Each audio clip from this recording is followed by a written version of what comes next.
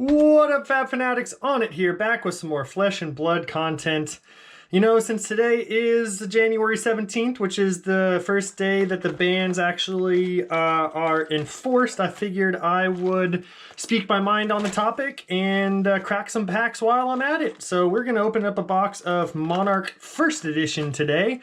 Take, a trip down memory lane, and yeah, so let's just get to it. I'm gonna crack some packs and speak my mind.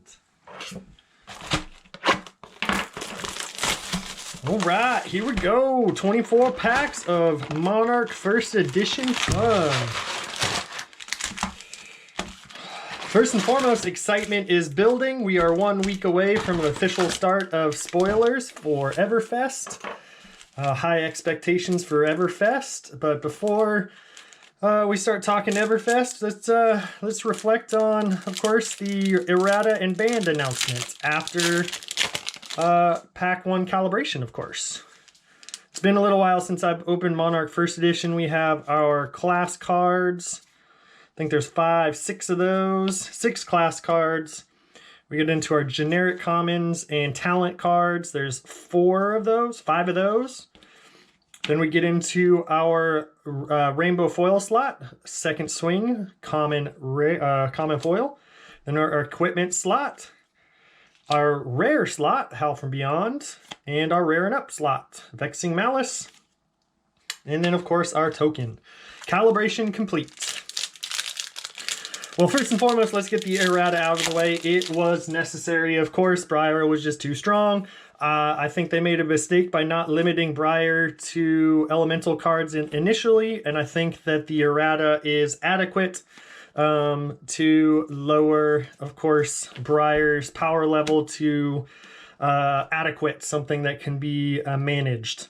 Illuminate common foil, Endless Maw rare, and Pulping rare. Getting into the bans, of course, Plunder Run is banned in Constructed, and of course I'm mainly going to be talking about the Constructed bans because that's kind of all I play and all I've been focused on. And of course, Ball Lightning.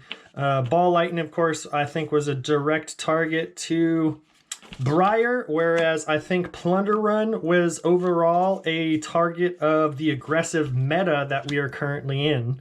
And I believe you could thank the American aggressive meta for that, because I know that other regional metas, Impenetrable Belief, Common Foil, Writhing Beast Hulk, and Vexing Malice, aren't as aggressive like the Oceania region. So I also do believe that, in a way, yes, the bans might seem reactionary, but I have a feeling that they are actually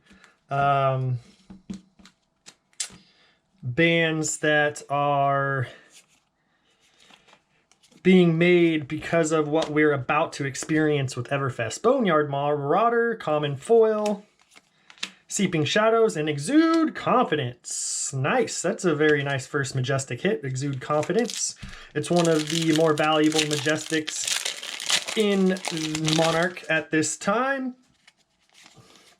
What I was saying though, yes, I believe that the Plunder Run was really a proactive ban. I have a feeling I have no connections at LSS feeding me information. I'm not a fly on the wall in their development room or anything like that. This is all just off of my personal opinion and speculation. Valiant Dynamo Cold Foil. Bam! That's what I like to see. Cold Foil Valiant Dynamo. Such a beautiful card. Yeah, buddy. That's what I like to see. Early Cold Foil, Halo, Writhing Beast Hulk, Prismatic Shield. Let me grab a sleeve for that, wherever my sleeves are at. Here they are. Boop, boop, boo. That's looking solid. Corners are looking good. It looks like it's pretty well centered, north to south, east to west. Looks like we might be leaning slightly west. Corners on the back are really nice. Cool. Throw this in a sleeve and get back to cracking packs and talking bands.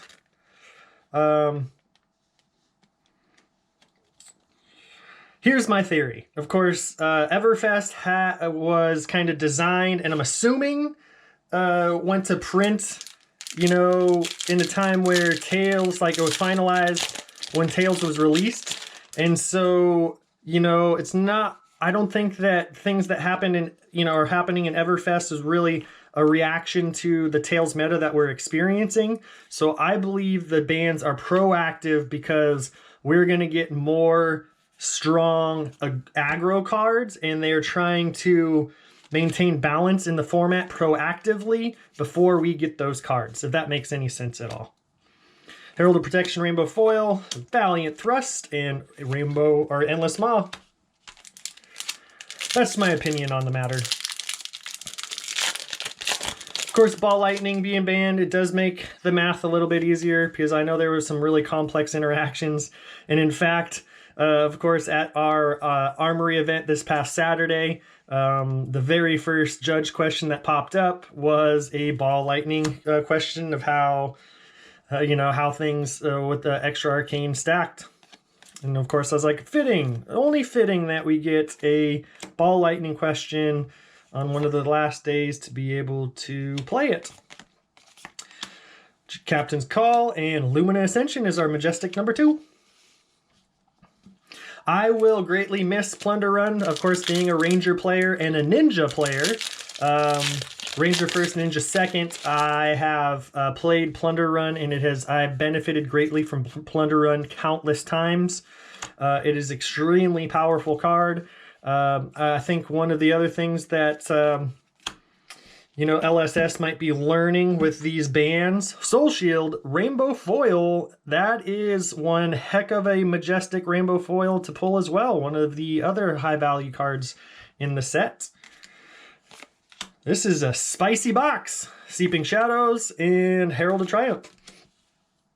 I have a feeling that Legend Story Studios will probably be a little bit more careful with you know, the zero cost cards that they produce moving forward. You know, the cards that they've had to ban so far, Seeds of Agony, a zero cost card. Plunder Run, a zero cost card. Ball Lightning, a zero cost card. So, you know, that's something that we will probably should be cognizant of moving forward too. Glisten, Rainbow Foil Rare. Seeping Shadows, and Raiden Duskbane, Majestic number 4. We're about a third of the way through the box here, and I guess I'm kind of done talking about bans. I don't know, I haven't been watching much content because I've been busy, so that was just me, you know, speaking my mind. This really isn't based off of anything that I've been listening to, or heard, or read, or anything like that, because I haven't been doing much of that. Busy with FaB Foundry and Discs and Dice. Riftbind, Common Foil. Herald of Triumph and Herald of Triumph. Of course, we can also talk about Duskblade. One of the things I'm really disappointed about, you know, is that with the Duskblade banning now, in speaking of bans, Seeds of Agony, in both Constructed and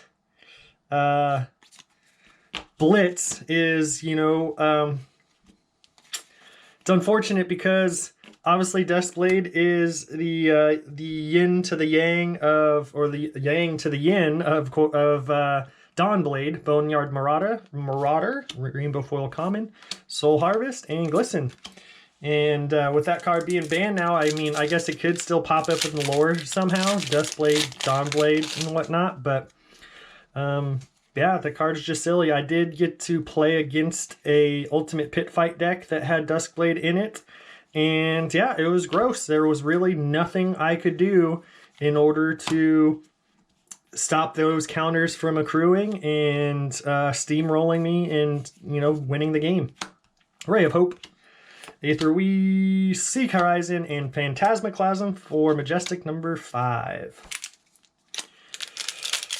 But yeah, I guess, again, I'm no game developer or anything like that, but I have a feeling that I'm hoping that LSS learns their lessons and, you know, has to be more careful with weapons and how weapons work. And, you know, the thing about Dawnblade is, as an opponent of Dawnblade, we can interact with it. We can interact with, you know, blocking it outright so it doesn't keep stacking those counters.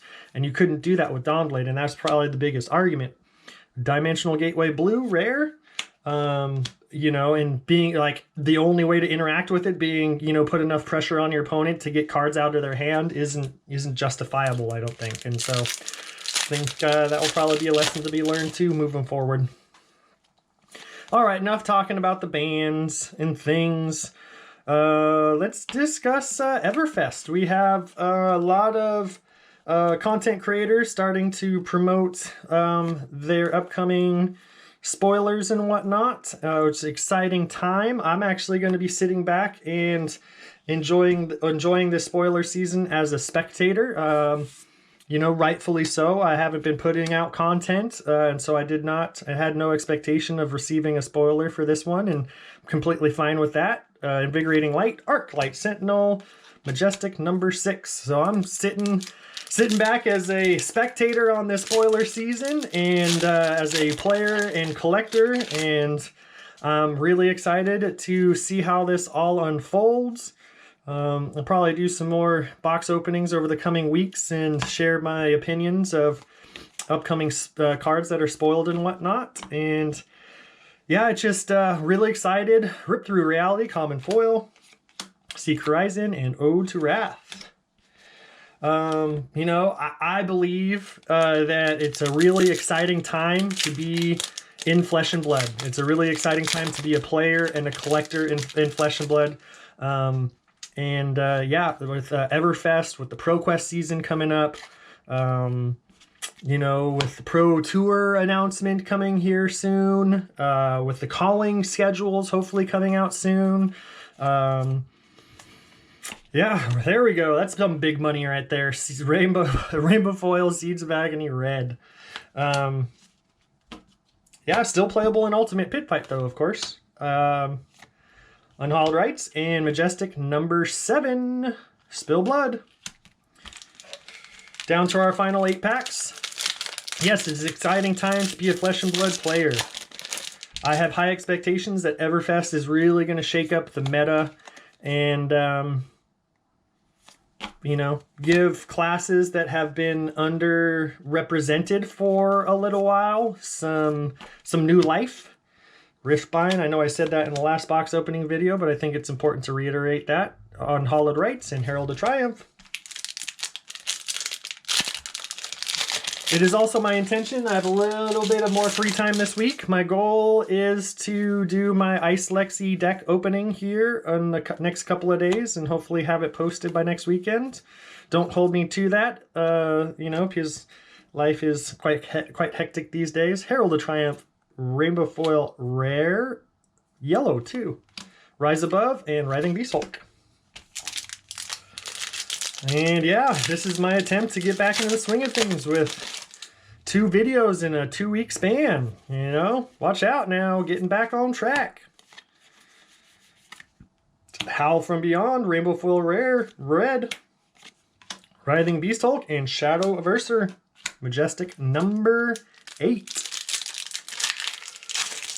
Final few packs here, see if we have any fireworks left. I think we've juiced this box pretty nicely.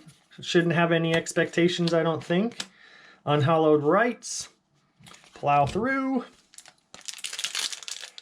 As always, appreciate you supporting FaB Foundry and watching the videos. Any like, comment, or interaction with the video would be greatly appreciated. Share your thoughts down below on what you expect to see in Everfest. Hungering Slaughter Beast, Pulping, and Captain's Call red. Final 3 packs. Tome of Torment, Rainbow Foil Majestic number 2. Prismatic Shield and Seeping Shadows. Well, this has been a fun little trek down memory lane, opening up some Monarch First Edition. Yeah, the good old Monarch First Edition. I'm sure it's still on its path to, you know, $1,000 eventually, you know, 5 years down the line, whoever knows. Dust Path Pilgrimage, Tremor of Erythritol, or however you say that. I always get that messed up. Final pack!